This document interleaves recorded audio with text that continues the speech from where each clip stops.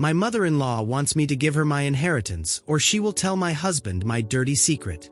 But now she lives in a hotel when her dirty secrets are revealed.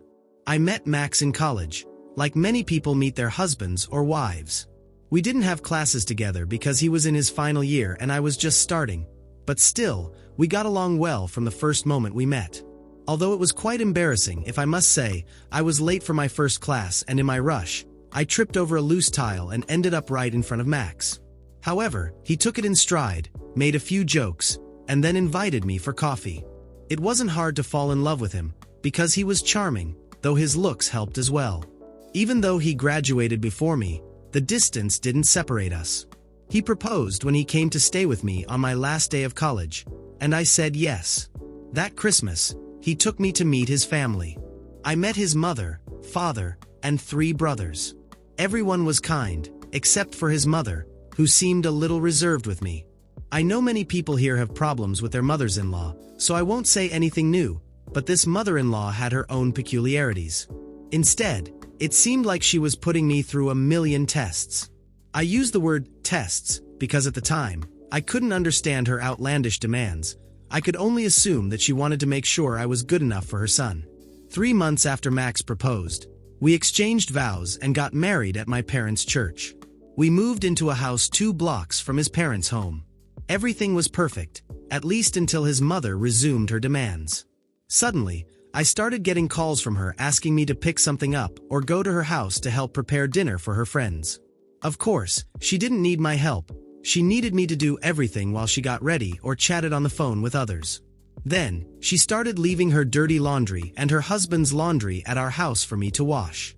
She never cared if I was busy. Each time she made her annoying demands, she'd say, "You would do this for your mother-in-law, right?" And before I could respond, she'd add, "You can't be so selfish as to refuse to help your husband's mother, right?" My son would never have married a woman who turned her back on the family. I did this a few times, but when I realized that my mother-in-law's intentions were to manipulate me into becoming her personal maid, I basically told her that she could do it on her own or pay me. Over time, she raised the stakes, asking for money, just a little to help her dear mother-in-law.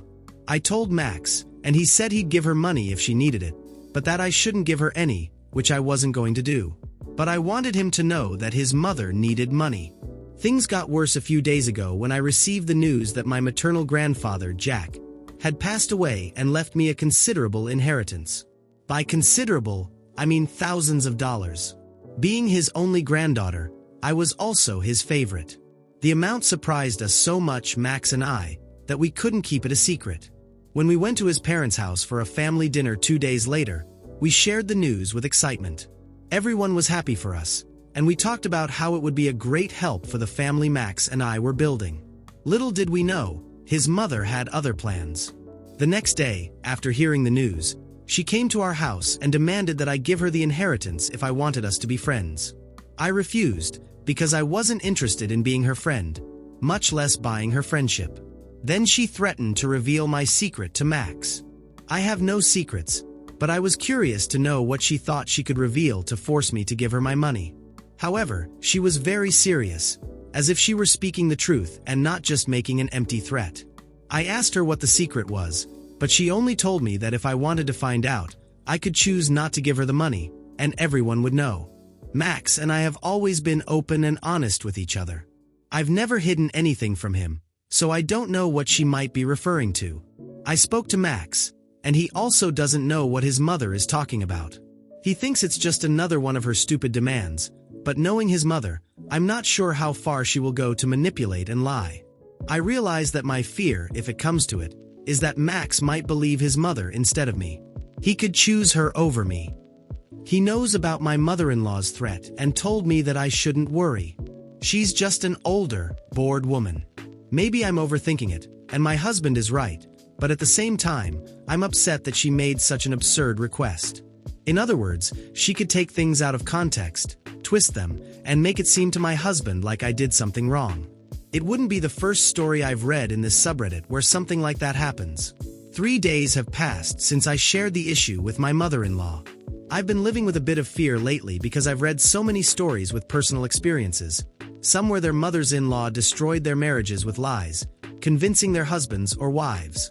It seems like my mother-in-law isn't the only one who is a little touched in the head. Going back to my mother-in-law, when I didn't give an immediate response, she started coming to my house every day to reiterate her threat. She would show up unannounced and demand the inheritance, or else she would tell Max everything. I told Max that she kept making these ridiculous demands, and he said he would take care of it. He called her, but she just said she was stopping by to say hi and wasn't threatening me. Then, this morning, when she showed up at my door again, I decided to stand my ground. I told her there was no secret, or she would have already told me, so there would be no inheritance for her, no matter what nonsense she wanted to tell. She was so angry I thought she was going to explode right there, and the whole issue would end with her having a spontaneous combustion. She told me I had until Thanksgiving to give her my inheritance. As she was leaving, slamming the door, she called me all sorts of names. The good thing is, this time, I was recording everything with my phone to show Max when he got back. This won't just let Max see what his mother is like, but the whole family. So if she wants to reveal my secret in front of the family, her threats and confession will be played too. At least if the turkey is dry this year, I know my mother-in-law's nonsense will make Thanksgiving memorable. Let's thank my mother-in-law for that. It's me again, and I have another update to share. The first thing I learned is that if I ever lose my job, I definitely wouldn't include private investigation in my list of career options. I'm terrible at investigating. These days, I've been trying to figure out what my mother-in-law's secret is, but I haven't had much luck. I know I could wait for my mother-in-law to shame herself in front of everyone in a few days, but I wanted to know, and I know you want to know too. So, that said, Max listened to the entire recording and said that if my mother-in-law wants to make a scene at Thanksgiving dinner, well, we'll give her what she wants. Luckily, when I was about to give up, my investigative attempt wasn't totally in vain. I finally found out exactly what my mother-in-law has been using against me. After unsuccessfully trying to ask people who might know, I decided to pressure her, telling her she was a liar and didn't know anything about me. I invited her over and told her directly that I knew she was lying. I told her I didn't have any secrets because there's nothing Max doesn't already know about me. She laughed very quickly and loudly, and then she made the accusation that she had proof that I had been with another man. She claimed she was ready to hand it over to Max so he would know what kind of woman he married, a shameless cheater. I remained very calm because I knew I hadn't done anything. So when I asked her where she got this proof, she just told me that a woman like her had her tricks, and she wouldn't reveal them. She kept saying that if I kept rejecting her demands, she would make sure everyone knew about my little indiscretion, and Max would end our marriage in a second. She kept pressing that I should give her the money, but I told her that if there was no proof, there was nothing I could do for her. Not even with her false proof would I give her money, but at least I wanted her to believe that and show me the proof. It would have been more fun to know about it to prepare even better for Thanksgiving dinner, but she didn't want to show me anything. I don't think she has any proof, and she keeps trying to intimidate me into giving her what she wants. Something tells me things won't go the way she expects and we'll just have fun thanks to her nonsense. At least it's not all bad having a mother-in-law like her. Today was Thanksgiving. I'm happy to announce that I have so much to be thankful for. During these last days, she thought she had the upper hand, that I would cower minutes before her big reveal, but I didn't. I even joined in her game because I was enjoying how she thought she would get something. I think she must have spent all these days thinking about how to spend my money, so the disappointment must have been huge for her. After everything she's done to me and the humiliation she planned, she deserved to taste her own poison. The day before Thanksgiving, she told me that since I refused to come to reason and do what was necessary, giving her my inheritance, it was better for me to have my bags packed. She said that after Thanksgiving, I wouldn't be living with her son anymore and that everyone would see me for the slut I am. I didn't say anything, just smiled. That only made her angrier, and she stormed out of the house, slamming the door. When Thanksgiving morning came, I was almost shaking with excitement, eager to give her a little karma. As we were getting ready to go to her parents' house, I talked to Max, and he reassured me. He said that if I was this anxious, I'd ruin the surprise for his mom.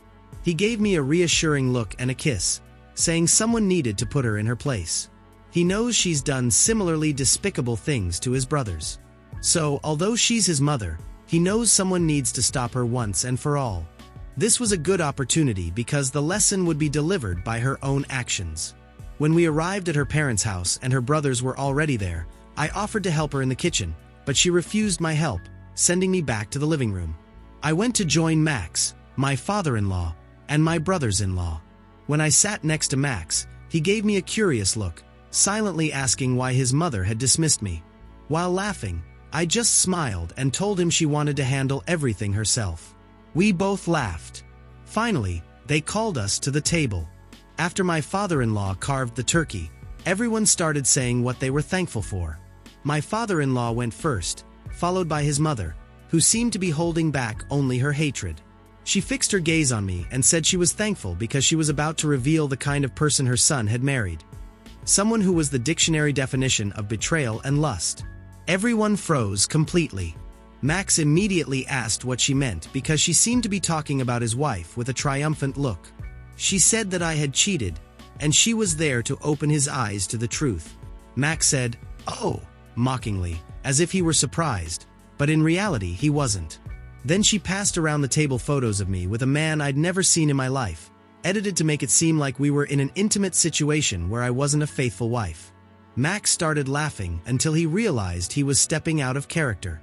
Then he began to look at the photos with a confused face, saying, "This can't be my dear wife with another man? This is sacrilege." He turned to me, his back to his mother, and almost let slip a smile. He questioned me, saying I had been a loving wife with other men, betraying the love we had sworn to God Bacchus. At this point, I wasn't even trying to maintain the character anymore. I just said whatever came to my head, which made everything even funnier. I at least tried to hold back my laughter and played the offended part, saying I couldn't believe he was believing his mother instead of his wife. I wish I could have had tears in my eyes at that moment, but my acting only went so far, which wasn't very good. Finally, I said, "I think your mom forgot to show the P2. Looking for the USB drive I had brought with me, I plugged it into the TV and turned up the volume to the maximum. If the neighbors could hear their lovely neighbor saying the things she said, I might as well put in some effort too. And I added an image so the video wasn't just a black screen with audio. It was an image of my mother-in-law, or her head pasted onto a manatee sunbathing, with the caption, "Summer Vacation." I don't know if she was more upset with the audio or the recreation of the summer photos. I turned to Max, and he was already crying from laughter. His tears were real. He didn't know the final touch of the audio, so he was also surprised by my photo editing skills. They might not have been as good as my mother-in-law's, but my husband liked them. My mother-in-law tried to defend herself and said the audio could be fake or that I made cuts to make it seem like she was saying those things, but in reality, she wasn't. It's worth clarifying that the audio sounded much better than the photos she had edited of me with another man. Then Max composed himself, jumped up with a face full of fury, and turned to his mother. He wrapped his arms around me as if to protect me and said, now seriously, that he had known from the beginning what she was going to do. Although I think by this point everyone had already realized, he said he had hoped she wouldn't go this far or would apologize at some point. But she just kept going, which, for him, crossed every possible line, because trying to lie to your own son with edited photos was the lowest thing he could expect from someone we called mother. As we were preparing to leave, my father-in-law stopped us. The one who needs to leave here is her, pointing at his wife. He ordered her to pack her things and leave the house immediately. The Thanksgiving dinner after that was peaceful. We talked a bit about what had happened, but overall, we avoided the subject because we didn't want to ruin the day with what my mother-in-law had done. Both my father-in-law and my brothers-in-law said they knew my mother-in-law wasn't mentally stable, but they didn't expect it to be this bad.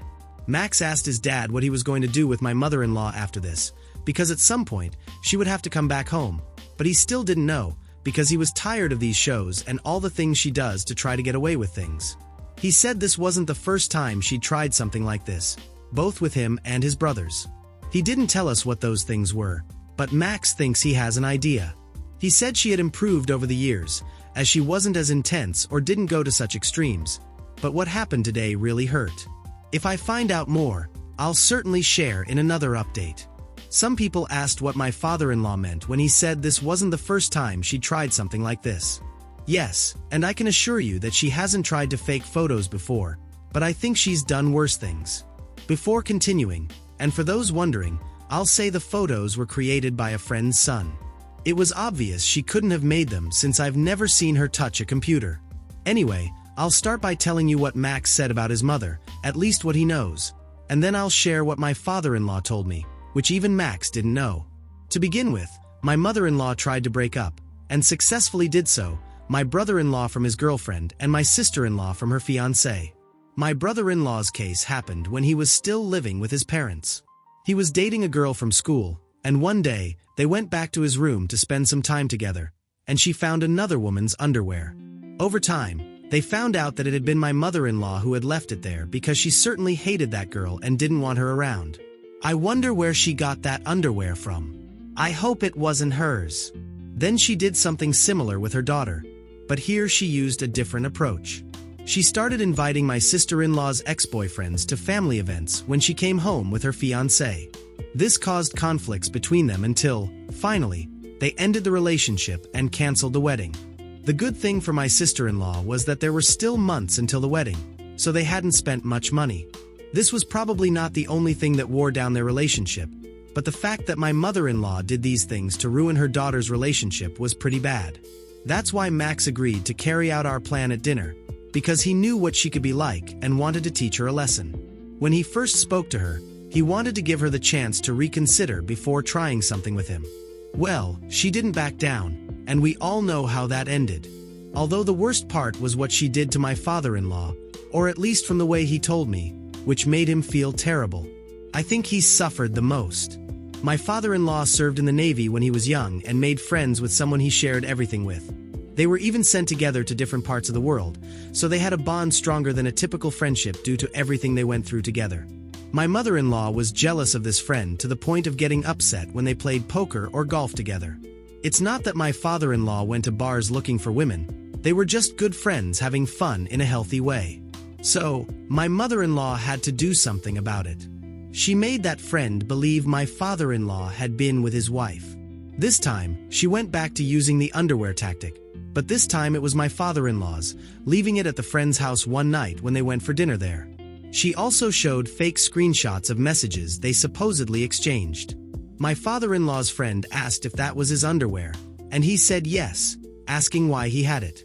The friend explained that he had found it in his house under the bed, and that he also knew about the meetings with his wife. My father-in-law thought it was a joke since they'd been friends for so long and sometimes played pranks, but the friend believed all the evidence my mother-in-law had fabricated. The friend never revealed that it was my mother-in-law who had told him she had discovered the infidelity. Because despite everything, he had forgiven my father-in-law and wanted to try again with his husband, and if he revealed it, maybe their marriage wouldn't have that chance. So, the friend thanked him for not revealing how he got certain pieces of evidence. Finally, my mother-in-law managed to get my father-in-law to lose his best friend and, on top of that, destroy a marriage. My father-in-law's friend moved away shortly after asking for a divorce from his wife, and that was it. Then my father-in-law discovered the whole truth. At the same time, he found out what she had done with his son and his girlfriend, but it was too late. His friend had moved away years ago, and even though they had cleared things up, he wasn't going to come back to the city because he had his life there, and he also didn't want anything to do with my father-in-law, as his wife had been the cause of the destruction of his marriage. After discovering all this, they went to couples therapy, although my mother-in-law also started individual therapy. This helped, and my father-in-law believes that, for a time, she was better, or at least didn't try something like this again for a long time, until now. That's why my father-in-law was so angry with her. My husband also found all of this out now, since he wasn't living with them when it happened, and he just thought his father's friend had moved after the divorce. He didn't know the reasons, much less that his mother was to blame for everything. And yes, my husband is even angrier with his mother. He said that if he had known about this before, he probably would have thought of something worse than just playing a prank. My father-in-law believes that divorce is the best option since therapy wasn't enough for her. Max supports his father, as do his brothers, even the one who wasn't directly affected by my mother-in-law, or at least he thinks he wasn't. He's on his father's side. My mother-in-law went back home after Thanksgiving, after staying a few days in a hotel. But they have been sleeping in separate rooms. My father-in-law spends a lot of time at our house or at my brother's in-law's house because he can't stand being around her too much. My mother-in-law apologizes whenever she can, but he said this is his limit. We offered for her to stay at our house, as well as my brothers-in-law, but my father-in-law doesn't want to leave his house. He seems determined to get a divorce. He just needs to take the first step and contact a lawyer. My father-in-law is already divorced, and we organized a party when it was finalized. We wanted to lift his spirits after everything that happened because my mother-in-law didn't make the process easy. It wasn't a thank goodness we got rid of my mother-in-law kind of party, but rather a gesture to support my father-in-law. I can't believe it's already been over a year since that Thanksgiving dinner. At least this year's was without edited pictures, since my mother-in-law wasn't present. Even so, Max hasn't spoken to his mother since that incident. I think his brothers haven't either, at least they don't talk about her when we get together, nor when they talk to Max. My father-in-law traveled to meet up with his old friend, and things went well between them. It sounds like I'm talking about a couple, but that's how best friends are. His friend is more willing to rebuild their friendship now that my mother-in-law isn't around. Plus, now they have a common topic to talk about while they walk and play golf. How much they both hate my mother-in-law. I can't tell anything about my mother-in-law that I haven't learned indirectly from others, and since no one talks about her, there's basically nothing to report. But I can say that she's probably not happy after the divorce, and not because she's broke or wanted the house, but because she didn't want to lose my father-in-law. She's always been very territorial, both with my father-in-law and with her children, and now that she's lost them, I can only imagine how miserable she must be. But, as my husband says, she's been playing with a hornet's nest for a long time, and now she's starting to feel the stings. I hope everyone is doing well in their lives and that none of you have a mother-in-law as psychotic as mine. And if you do, don't be afraid to face her. Sometimes, that triggers all the karma that has accumulated over the years.